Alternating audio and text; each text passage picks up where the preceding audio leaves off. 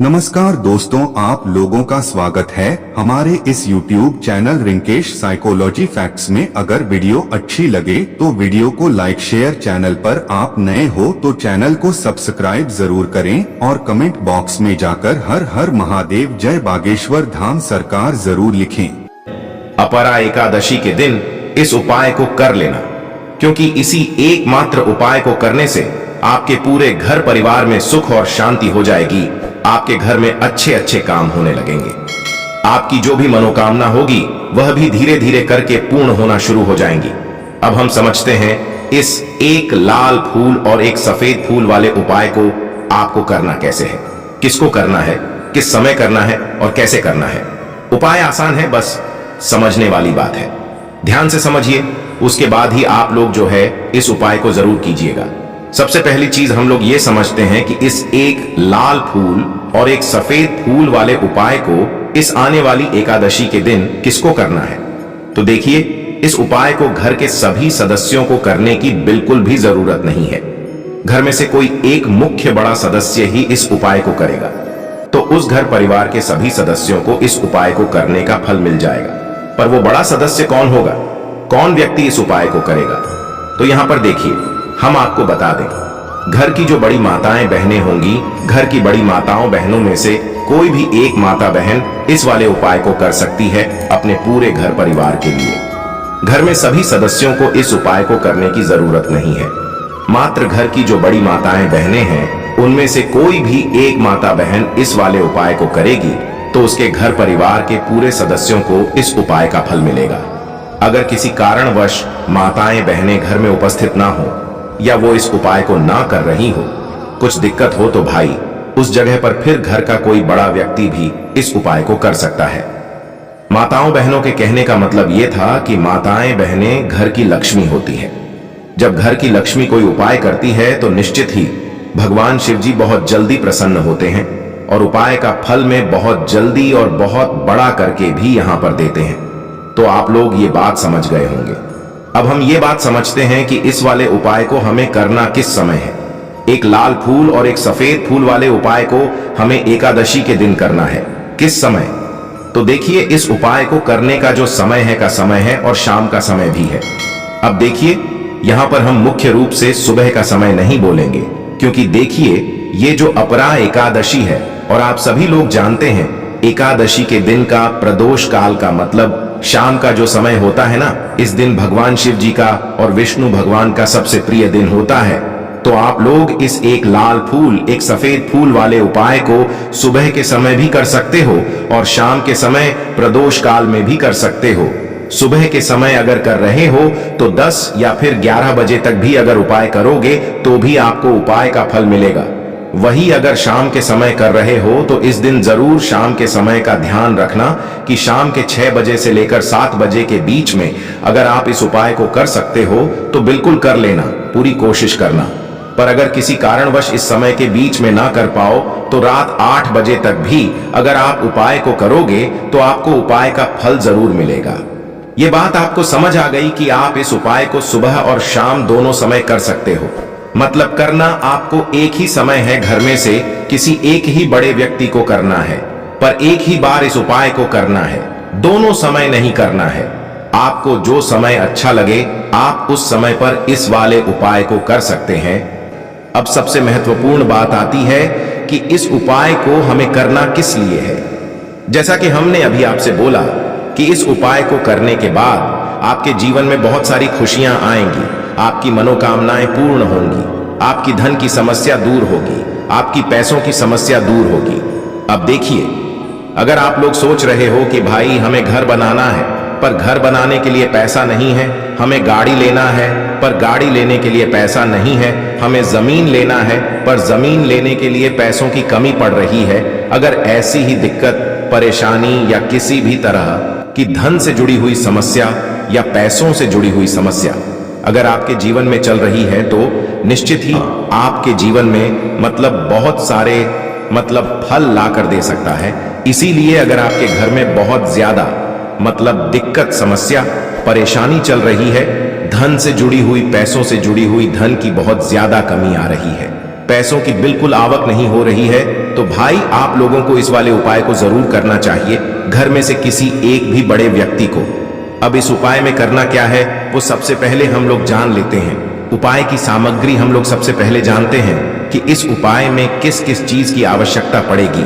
तो देखिए, उपाय का नाम तो एक लाल फूल और एक सफेद फूल वाला उपाय है, पर इस उपाय में कुल मिलाकर 4 सामग्री हमें लगने वाली है, जो कि पंडित जी ने खुद सीहोर वाली कथा में बताया है। और जो हम आपको उपाय बताते हैं वो पंडित जी द्वारा बताए गए होते हैं, बताते हैं, अलग से कुछ भी नहीं बताते हैं। तो यहाँ पर हम लोग समझते हैं कि इस उपाय की सामग्री क्या है। तो देखो, उपाय की जो सामग्री है वो 4 सामग्री है, जिसमें से सबसे पहली सामग्री है एक बेल पत्र। क्या एक बेल पत्र क्या होती है? बेल पत्र जो शिव की शिवलिंग पर चढ़ती है। दूसरी चीज है एक शमी पत्र।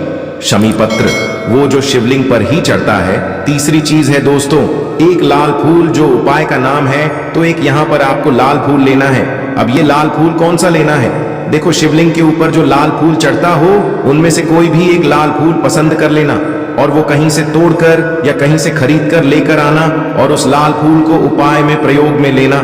उसके बाद में एक सफेद फूल का विशेष रूप से ध्यान रखना। जो सफेद फूल शिवलिंग पर चढ़ता हो सिर्फ वही सफेद फूल लेकर आना, इसके अलावा कुछ मत लेकर आना। तो एक मात्रा में ही आपको ये 4 सामग्री चाहिए, एक बेलपत्र, एक शमी पत्र, एक लाल फूल और एक सफेद फूल।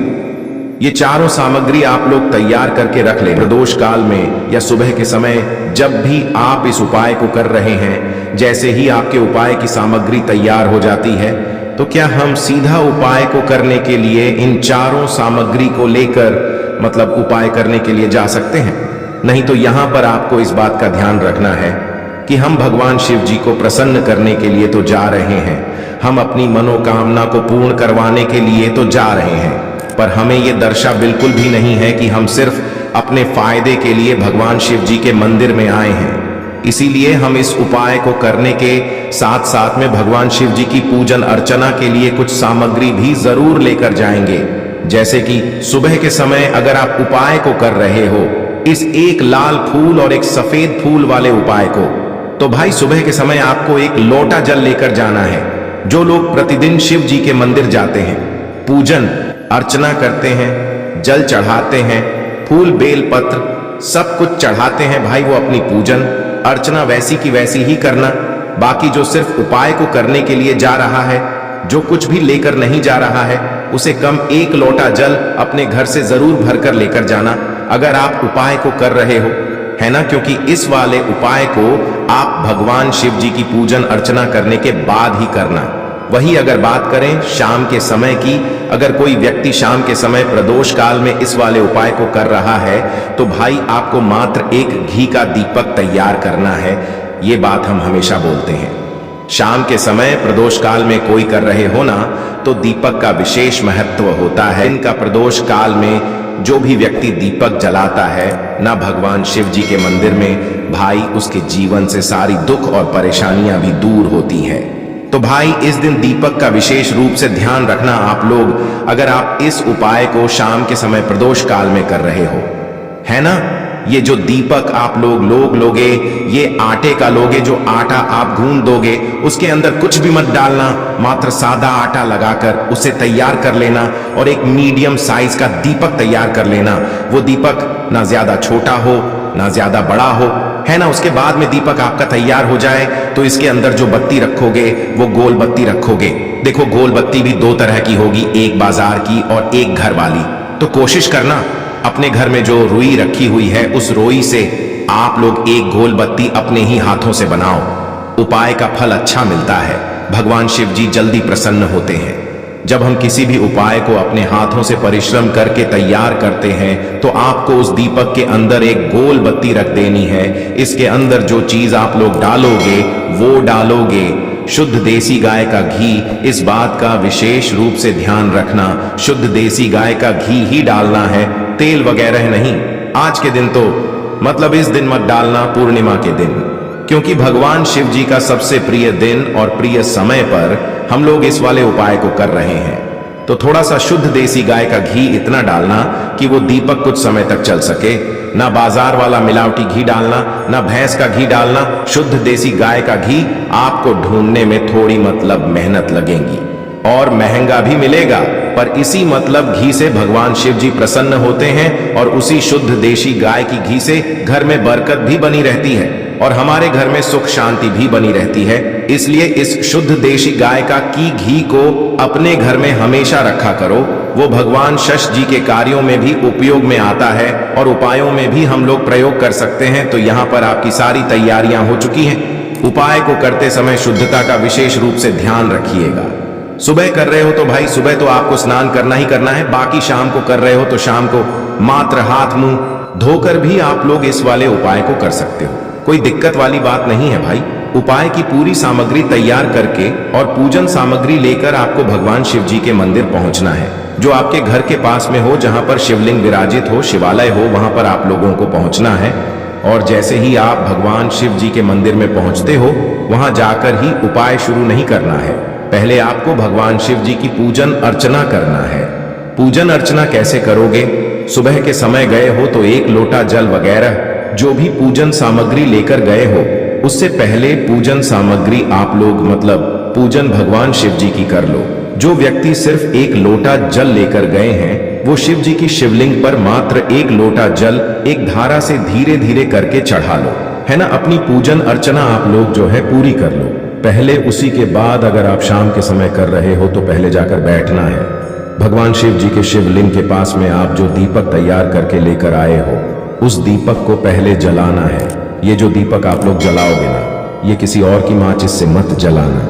अपनी ही माचिस अपने ही घर से लेकर आना और इस दीपक को अपने ही माचिस से जलाना। अगर आपने मंदिर की माचिस या किसी और की माचिस ले ली, इस उपाय को करने में इस उपाय का फल उस व्यक्ति को भी थोड़ा बहुत मिल जाएगा। इस बात का ध्यान रखना।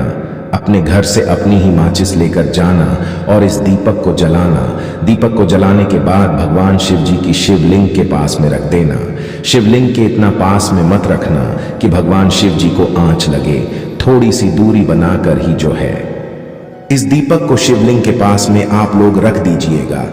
अब जैसे ही आपकी पूजन अर्चना हो जाती है, भगवान शिव जी के शिवलिंग के सामने या आसपास कहीं पर भी बैठ जाइए उपाय को करने के लिए।